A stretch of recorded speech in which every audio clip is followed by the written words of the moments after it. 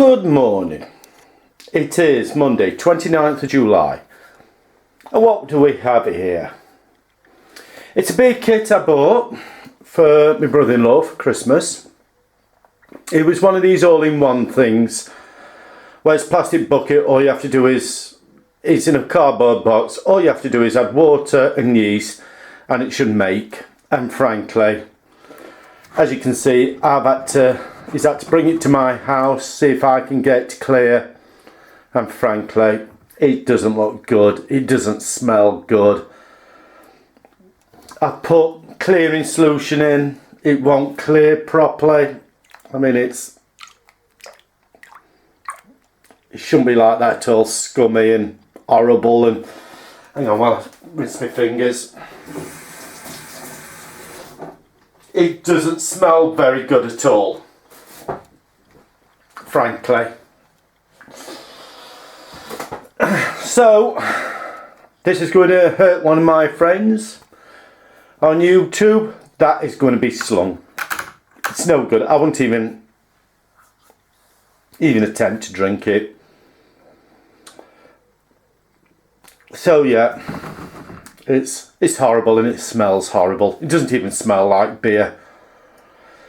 So the project for today is I'm going to fetch a beer kit. So down there I have a fermentation bin in soaking with sterilising solution in,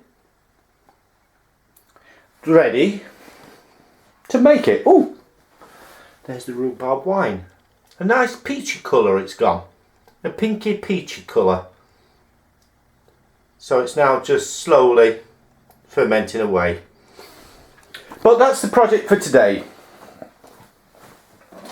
Get the Wellington boot out the road. So yeah, that's going to be slung. It's no good at all. I'll speak to you later when I fetch the beer kit. And I'll start off another beer. Show you how I'll go on with that. Okie doke. Good afternoon. Just come back from town and beer kit.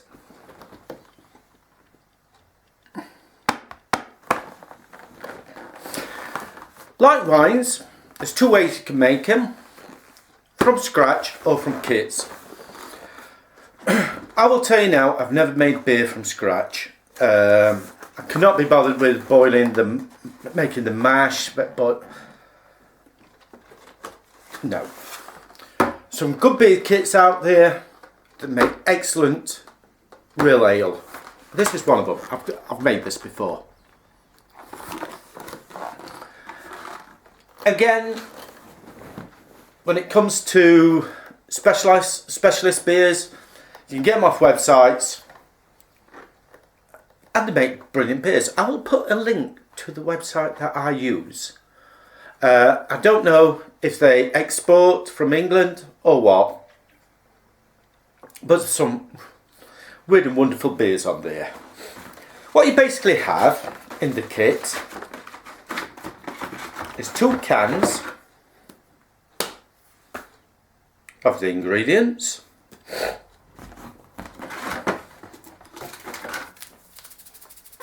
yeast.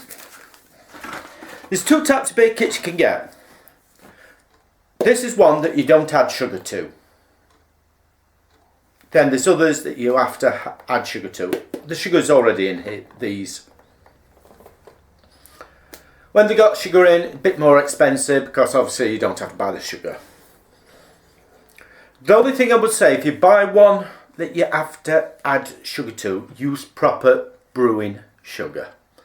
There's some that has what's called an enhancer in them that makes it better tasting. When I do wines, I use caster sugar, preserving sugar, comes worse, granulated sugar.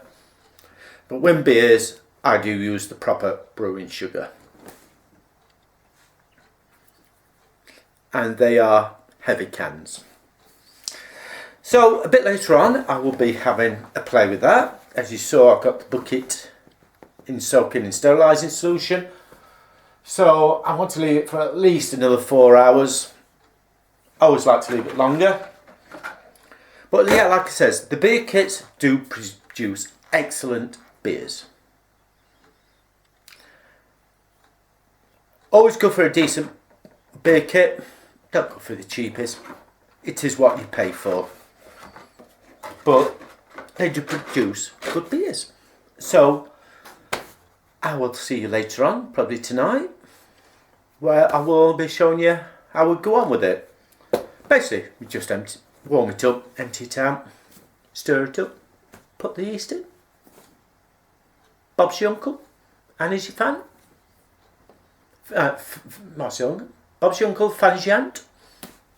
And 21 days later, bottle it, and then drink it. Usually leave it about 7 days in the bottle, but then you drink it. So, I will speak to you later, where I will show you what this stuff looks like once you pour it out, and trust me, you'll be very surprised because it is very, very, very thick. Okie doke. Right, good evening. It's still Monday, 29th, and in here I've got the 2 cans in very hot warm water, heating up. Make the liquid a bit more pliable. So let me set this up here. You can just see the top of the bucket there. So obviously got under the cans.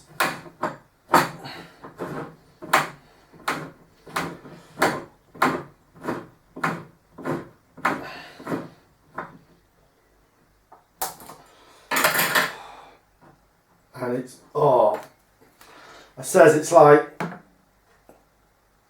treacle.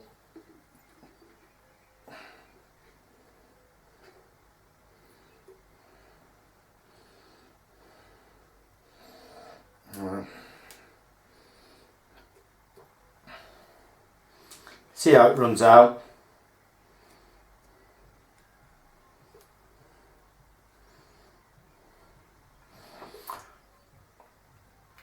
The smell from it is very malty.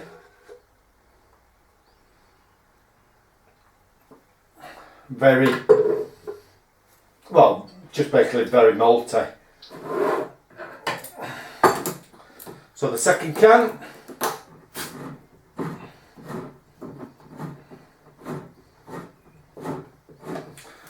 Just got to turn on hot water.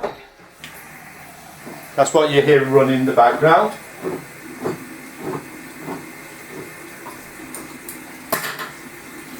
And get the second can in.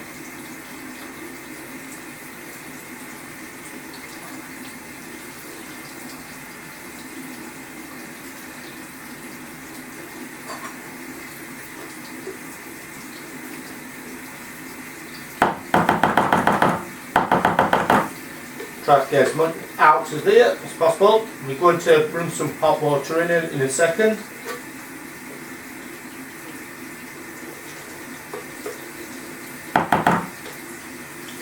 So I'm trying to get the water as hot as possible.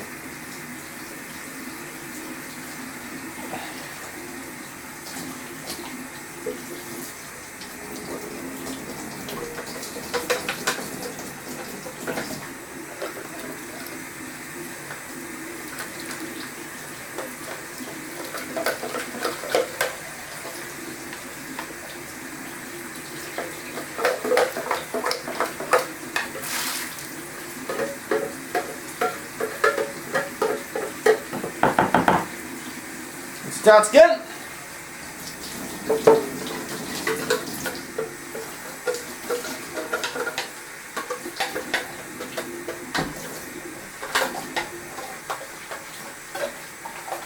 Only problem is, with it being metal cans, obviously as soon as you start putting water in, hot water in,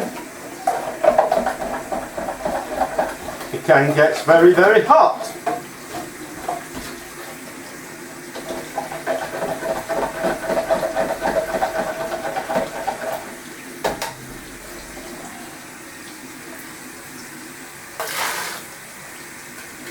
That's one can clean. Get rid of that. Time for the next can.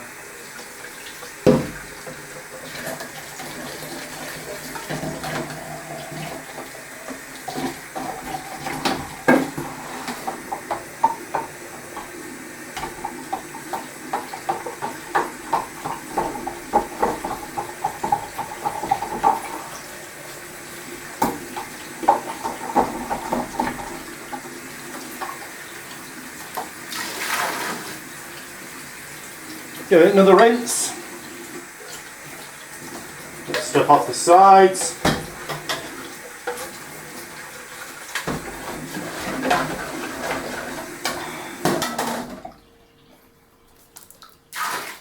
Switch it off for a bit. And then you got to stir it up, start loosening it up. The only problem is, let me see if I can show you.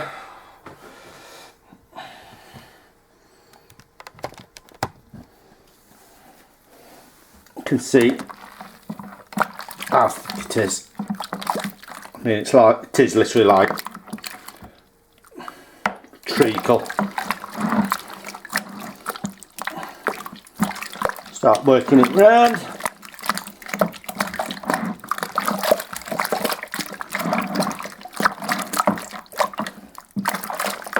So like that. Put this back up. And then I'm going to put some more hot water in just to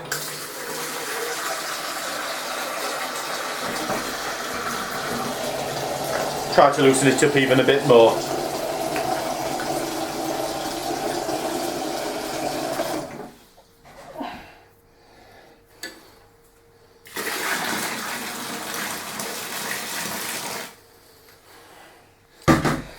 The smell from it, originally, you don't think, oh, this isn't going to make beer. But trust me, it does.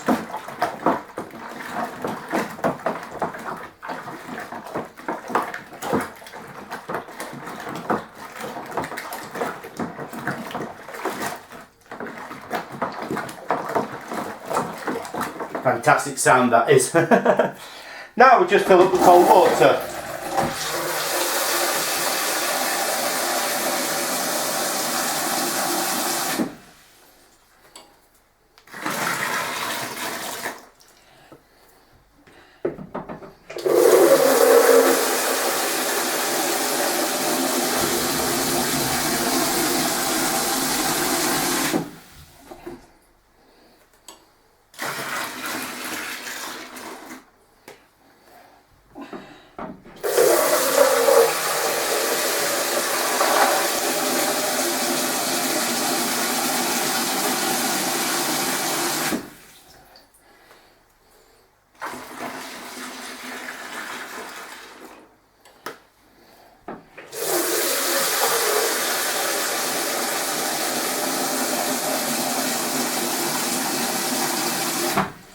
Says it makes 40 pints. You never ever get 40 pints out of it. It's like the wine.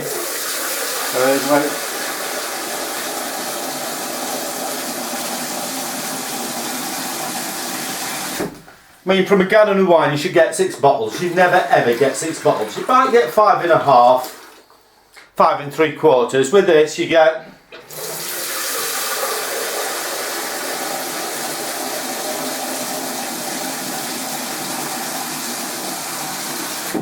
from this you get probably about 38 pints. You can just see over the rim there, the frothing up, starting.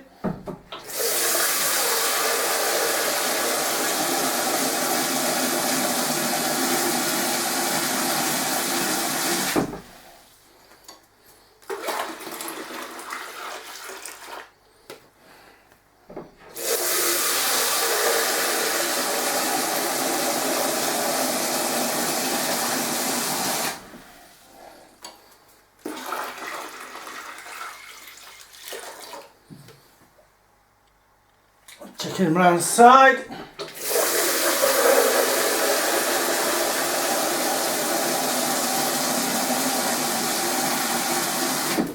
Because you want to take it to about the 23 litre mark.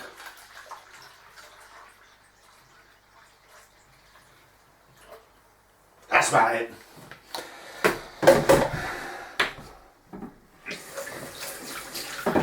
Give it another good stir up.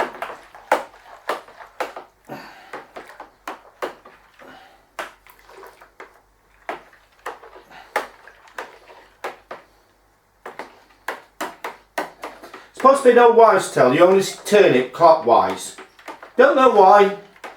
Only ever turn it clockwise, never ever turn it anti-clockwise.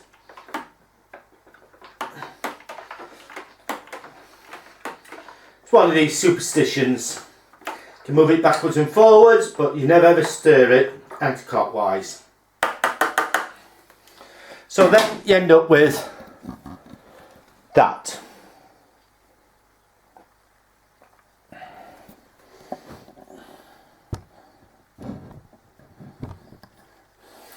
So what I'm going to do,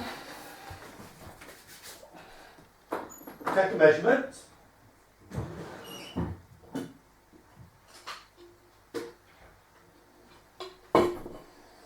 Hydrometer. So we're doing this with the wine stuff.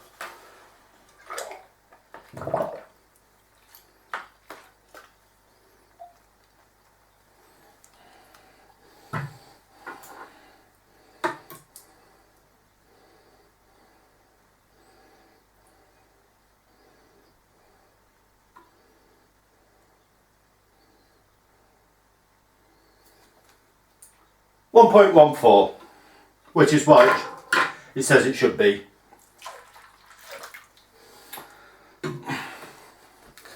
So now all I've got to add is the yeast. Oh, why do they make these bags so difficult to get into?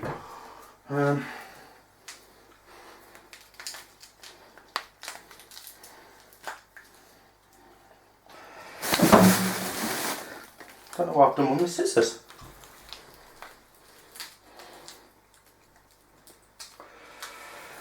A knife. I don't.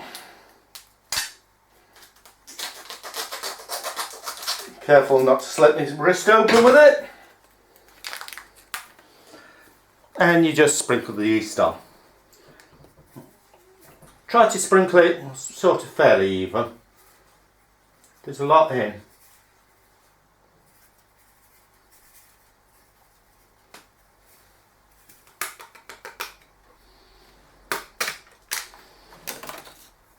So again, yeah, you can see the yeast on top. Then all you need to do, whoops, twist that in a bit. All you need to do, lid on it,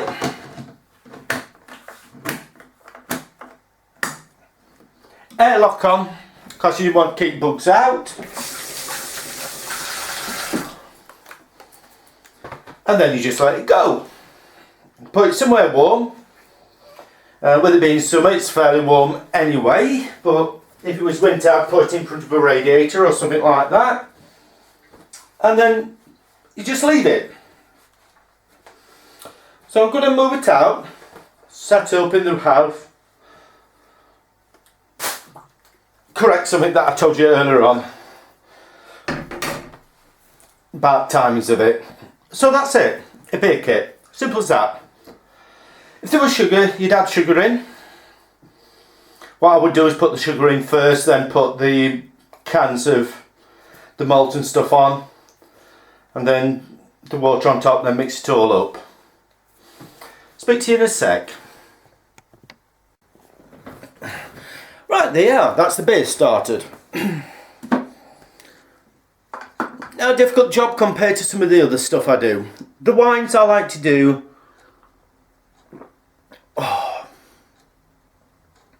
being in the fridge, lagers, nice and cool. Wines I like to do from scratch, for the simple fact, you follow a recipe, then you think, well, what would happen if I changed this a bit? I'll give you a good example. There's one called a coffee wine, and I advise you to use Nescafe. coffee. Well, I made it a few times with that. It's a nice drink, and I thought, instead of using Nescafe, I wonder what it would taste if I used that coffee. What would it taste like if I used that coffee? So you can change. Also, there's some, like the bananas wine, you put raisins in. So you think, I wonder what it tastes like if I put sultanas in. Or if I put dates in. And they do give a bit of taste. With beers, there's not that much more variation. That's why I stick to beer kits. Instruction manuals. I've got a bit wrong with the dates. I'm sure I've had some that takes about 14 days to do. 14 to 21 days. This one takes sprinkle the yeast on, blah blah blah blah blah, and leave to stand 46 days in a warm place. Fermentation will be complete when bubbles cease to rise. Then if you use an hydrometer, then if it goes below the specific gravity. The thing is with things like these, it's the ideal conditions.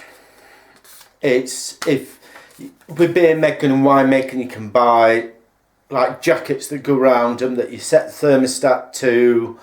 They're electrically controlled, so if it drops below a certain temperature, it'll switch on. So 46 days, you're talking probably 7 to 10 days, maybe even 14 days. What I'll do is I'll check it once I've seen bubbles slowing down, going through the airlock.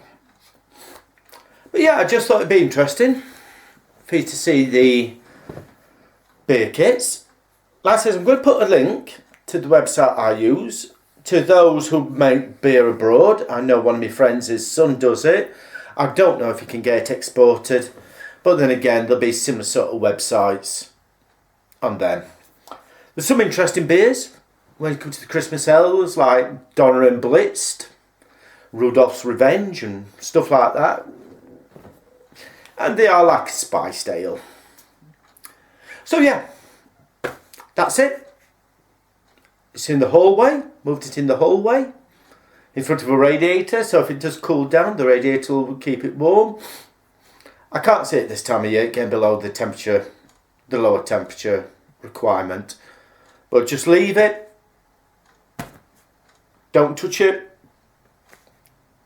And then see what happens. When I come to bottle it, you can either bottle it or you can put them in barrels. Barrels with, and then they have like a gas tap on. Little gas cylinder, so when you pour out. I like the bottles. I like to get a bottle opener and go on them. So yeah, that's it. Okay, doke, speak again soon.